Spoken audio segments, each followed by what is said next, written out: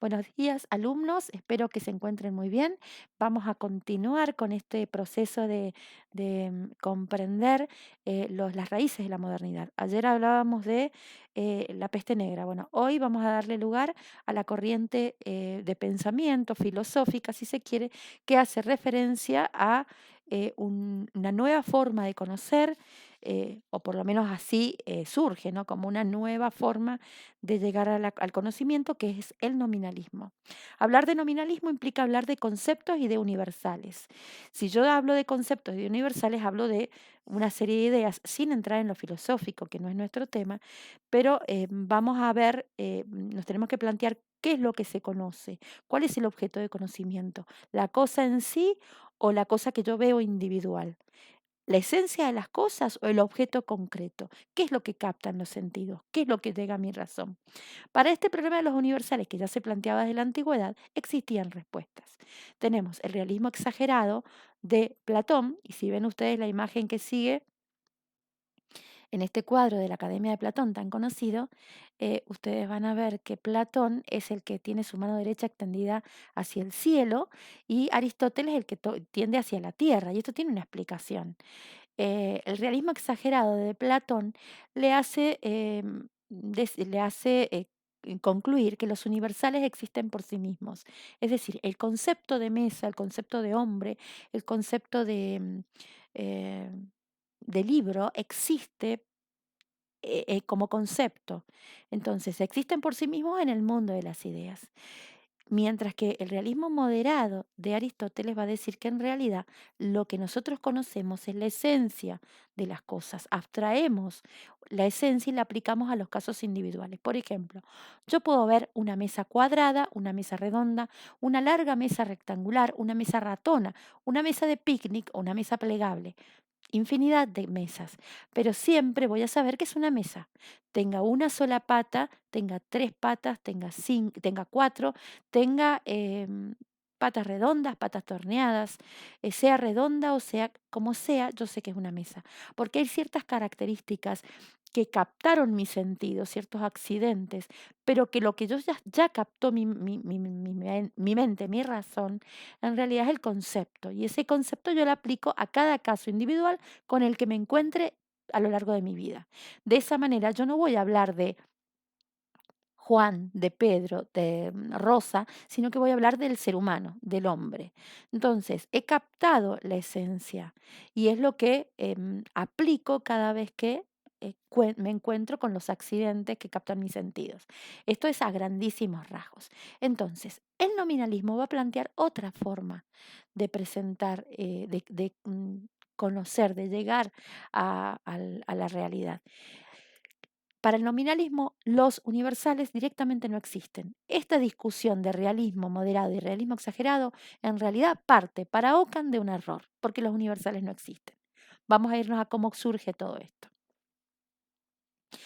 Antes de Ockham, la filosofía imperante en la Edad Media había sido la de Santo Tomás, porque Santo Tomás de Aquino también se planteó el tema de los universales y a través de su método escolástico, que en realidad la escolástica es un método bastante más amplio, no es simplemente la filosofía aristotélica o antigua unida al cristianismo, sino que también implica el método utilizado, la lectura, el análisis, la discusión, la síntesis, pero bueno, toda esta corriente filosófica de la Edad Media se le llamó escolástica. En la época que nosotros vamos a arrancar como raíz de la modernidad, ya la escolástica había caído en desuso, más que en desuso, en decadencia como autoridad. Es decir, ya no se recurría a la escolástica y a la filosofía escolástica como el medio más efectivo, más seguro para llegar a la verdad de los conceptos, de las ideas, sino que la escolástica ahora quedaba más bien para como una forma, una herramienta para los debates, para las discusiones, porque el uso de la lógica y de la retórica que se hacía, bueno, era justamente lo que para la gente ya de esta época más valía de esa filosofía. Entonces, en medio de esta decadencia de la escolástica, recordemos también la peste negra, que va cambiando cada vez más eh, va a cambiar un poco las ideas, ¿no? Todo esto está en épocas en épocas que coinciden. Se dice que incluso Guillermo de Ockham, que es quien inicia el nominalismo, justamente muere en Múnich, muere por la peste negra, o sea que eh, el resultado de sus ideas, la trascendencia de sus ideas van a coincidir con los efectos de la peste. Entonces no podemos divorciar ambos sucesos de los que hemos estudiado. Entonces, bueno, volviendo al nominalismo, hacia fines de la Edad Media, esta escolástica ha entrado un poco en desuso. Hay otras escuelas también, no solamente está el realismo exagerado, el realismo moderado, la escolástica, sino que también está el averroísmo, está el platonismo de Marsilio Ficino. Es decir, se plantean en diferentes sectores o en diferentes escuelas el modo de alcanzar la verdad. Y uno más para el momento va a ser el nominalismo. De hecho, el nominalismo en principio se tomó como una escuela más. Bueno, ya sabemos que el ambiente psicológico y espiritual era la crisis de los estudios teológicos, era una realidad palpable. Muchos monasterios habían perdido sus monjes, entonces estudiaba la capacidad de estudio y de mantener esos estudios y de mantener las bibliotecas y de seguir haciendo traducciones se va reduciendo, por supuesto. Entonces, el reemplazo fue muy débil y muy lento. Pero además, el nominalismo surge también como un movimiento que, si bien en el principio no se tomó así, un movimiento filosófico eh, bastante revolucionario. Si bien en principio, como les digo, se tomó como una corriente más, los efectos que va a tener y que los vamos a ver al final van a ser realmente de cambio, van a de alguna manera eh, conducir a un cambio de mentalidad y al menos a un cambio en el principio de autoridad. Es decir, hasta el momento llegar a los doctores de la iglesia era como recurrir a la fuente misma de la verdad. Ahora eso se va a poner en cuestión y van a querer sobre todo los pensadores, los autores del 480 o del 580, ya entramos en el humanismo y el renacimiento, van a recurrir como principio de autoridad a los antiguos. Entonces cambia el principio de autoridad. El principio de autoridad sigue estando. Yo necesito recurrir a algo para saber si esto es verdadero. Pero a dónde recurrimos es lo que va a ir cambiando después del locamismo. Vamos a ver que el monje que lleva a cabo este movimiento es Guillermo de Ockham, un franciscano inglés de Surrey. Yo les dejé acá el mapa de Surrey y no alcancé a marcar dónde está la región de Surrey. Me olvidé de marcarles en el mapa, les iba a hacer un circulito, pero está acá. Surrey es justamente en el sureste de Inglaterra, cerca de Londres, en la zona de los puertos más importantes. Y ahí estaba el convento franciscano donde vivía Guillermo de Ockham entre 1280 y 1349 aproximadamente. Nació en ese pueblo, Ockham, y murió en Múnich. En el siglo XV será la doctrina más comúnmente enseñada en la Universidad de Padua, que era de las más importantes. En varias universidades corrió la corriente, para decirlo con más propiedad, se adoptó la corriente del ocamismo. También se llama ocamismo o nominalismo. Ockham parte de que los conceptos son simples nombres que tenemos en la mente. Es decir, es una doctrina que niega la existencia real de los conceptos universales. Simplemente destaca la utilidad de estos conceptos que son creados por nuestra propia mente. ¿Qué significa esto? Que yo voy a negar la existencia de esos universales y que solo esos universales los invento yo. No existe un concepto de rosa, existe el nombre que yo le puse a la rosa. De ahí el famoso libro de Humberto Eco, ¿no? El nombre de la rosa. La rosa en sí misma es algo que yo no puedo alcanzar el concepto. No, mi razón no es capaz de llegar a esa abstracción, a ese concepto. Simplemente lo que yo hago es ponerle un nombre a cada cosa individual que yo he visto.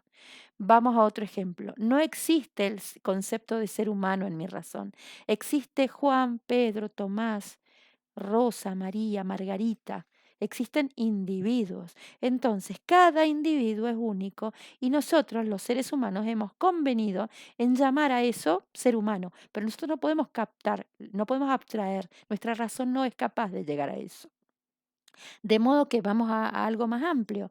Em, no existe, por ejemplo, eh, una, a ver, si las ideas del nominalismo hubieran llegado a impregnar toda la cultura y hubiera terminado siendo la única filosofía imperante, entonces las traducciones de los libros jamás podrían haber existido, porque, por ejemplo, em, Tolkien escribió The Lord of the Rings, pero no escribió El Señor de los Anillos. El Señor de los Anillos es una traducción diferente de ese libro que escribió Tolkien, pero la traducción es inviable, no podemos decir nunca que es el mismo libro. Eso sería el nominalismo puro, ¿no es cierto? Quiere decir que cada cosa individuada es lo único que el hombre puede conocer y que puede identificar. El concepto general no. Entonces, de esa manera yo no podría decir nunca que Little Women es Mujercitas, que el libro que escribió Luisa May Alcott es el mismo al que yo traduzco y me compro aquí. ¿Por qué? Porque son diferentes, porque hemos captado cosas y elementos diferentes, porque el universal que me lleva a extraer no existe. Entonces, el nominalismo va a reducir la razón a esta simple observación, si se quiere, es decir, de alguna manera va a quedar reducido, ¿no? Ockham parte de que los conceptos son nombres que tenemos en la mente y que nos permiten entendernos, pero que no guardan ninguna relación con la realidad. Y si la tienen, la razón no puede alcanzarla. Es decir, los entes, las sustancias no son captadas por la mente, no las podemos conocer nosotros, de modo que lo que identificamos como perro, como rosa, como libro, como hombre o como escritorio o como auto, son solo nombres, no guardan relación con ninguna realidad. Esto implica subestimar la fuerza de la razón humana para aprehender, para comprender la realidad que está fuera de la mente. Entonces solo puedo conocer aquello de lo cual tengo experiencia, aquello que se encuentra conmigo en mi existencia. Yo tengo en este momento a mi lado el mate. Este es el mate que yo conozco, el único. No puedo abstraer. Solo lo que mis sentidos captan es lo que mi razón puede llegar. Ahora que dije mate, me voy a tomar el mate, así puedo seguir hablando. Entonces, ¿cómo se parte de, perdón, qué es la palabra entonces? ¿Qué es el nombre del cual habla Ockham? La palabra son solo nombres puestos por el hombre y no responden ni a una esencia ni a un concepto. Dicen que palabra y concepto son puro nombre, puro soplo, puro aire que nosotros le hemos puesto, que los hombres desde el origen, ¿no?, del lenguaje, nosotros le ponemos ese nombre. Y en cada idioma de los cuales, en los cuales se ha dividido el habla universal, en cada idioma habrá una forma de nombrar a las cosas que no tiene nada que ver con la otra. Entonces, hacer un paralelo, un estudio comparado de las lenguas sería casi imposible. Porque lo que captó un español al decir, por ejemplo, no sé, sopa, no es lo mismo que se va a captar en otro idioma. Eso sería en el nominalismo puro. Entonces, ¿qué es lo que Ockham, cuáles son las conclusiones a las que llega Ockham y que son realmente demoledoras? Eh, por supuesto que las consecuencias de las corrientes de pensamiento van con el tiempo, llegan a trascender mucho más de lo que imaginó su autor. Estoy convencida que Ockham jamás imaginó el alcance que iba a tener sus ideas y la relación que va a tener con el Renacimiento, con el luteranismo. Fundamentalmente, Lutero se formó en esto y el concepto que tiene de la razón Lutero es el concepto de Ockham, el occamismo puro. Entonces, trata de demostrar Ockham que la razón humana, que se limita solo al mundo sensible, sensible no porque lo sintamos, sino porque lo percibimos a través de los sentidos. Yo tomo un jazmín y lo huelo, veo los pétalos suaves de un color determinado, al olerlo sé que es un jazmín. Eso para mí es un jazmín y es lo único que existe. No puedo decir que exista un concepto, una esencia, una idea de jazmín y que mi razón la aplica a cada jazmín en particular que yo encuentre. Entonces, esta inteligencia, esta razón se va a quedar limitada solo al mundo sensible y es incapaz entonces de acceder a las verdades de la fe.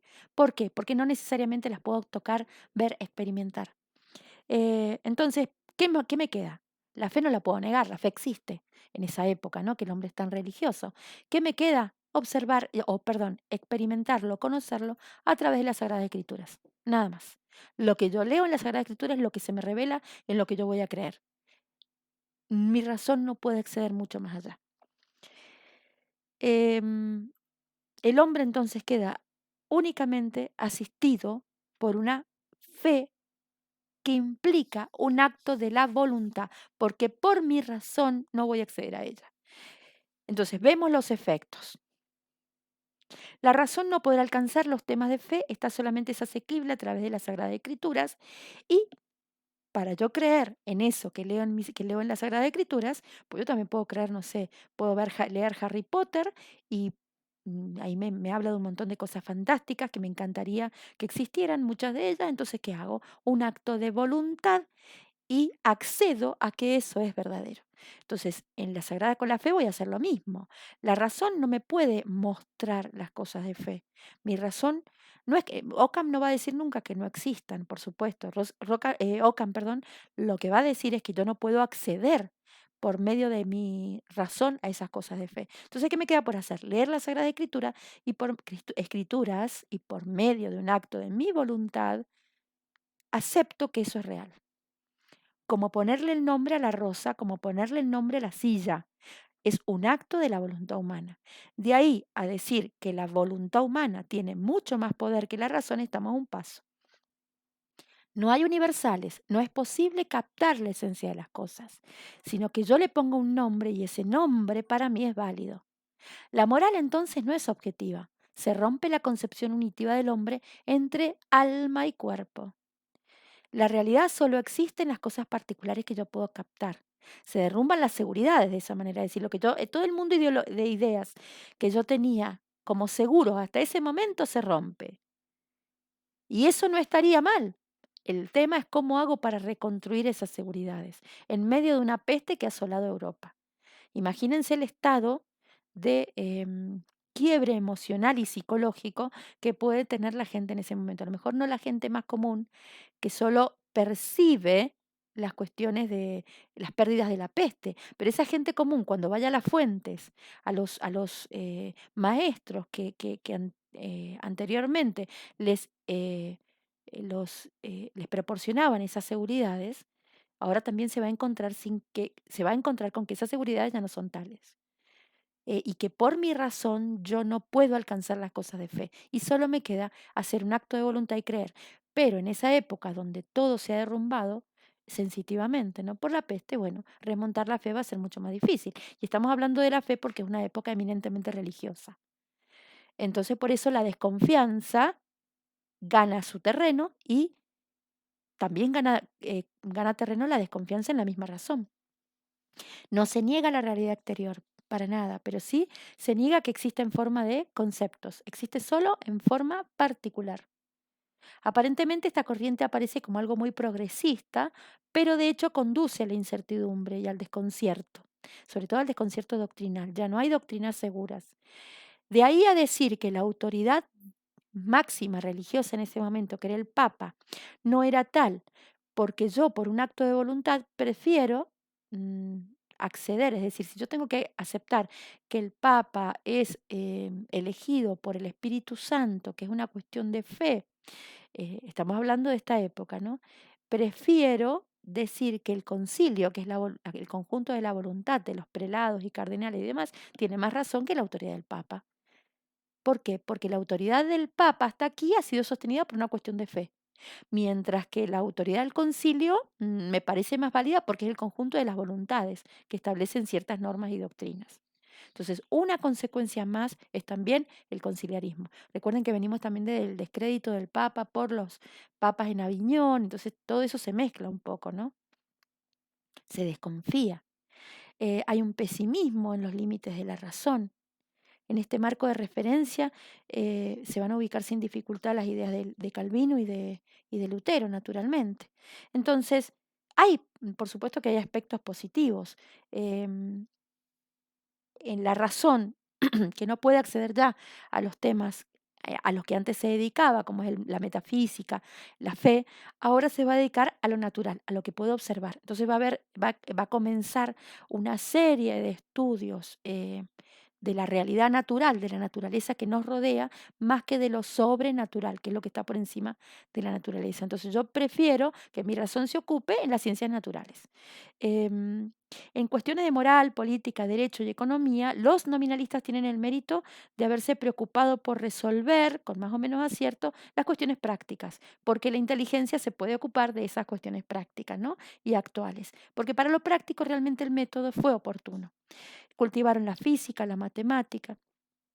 Para Vázquez de Prada, aunque el nominalismo, al acentuar, estoy leyendo, al acentuar la autonomía del campo de la ciencia, pudo favorecer indirectamente lo que llamamos investigación, este aspecto positivo estuvo frenado por la afirmación que hacía dicha escuela de todo conocimiento general. Es decir, como no son proclives a dar una regla general, solo a observar, el impulso investigativo, el impulso que dieron a esta investigación de lo práctico, de lo experimental, queda un poco trunco porque no se animan a llegar a conclusiones generales.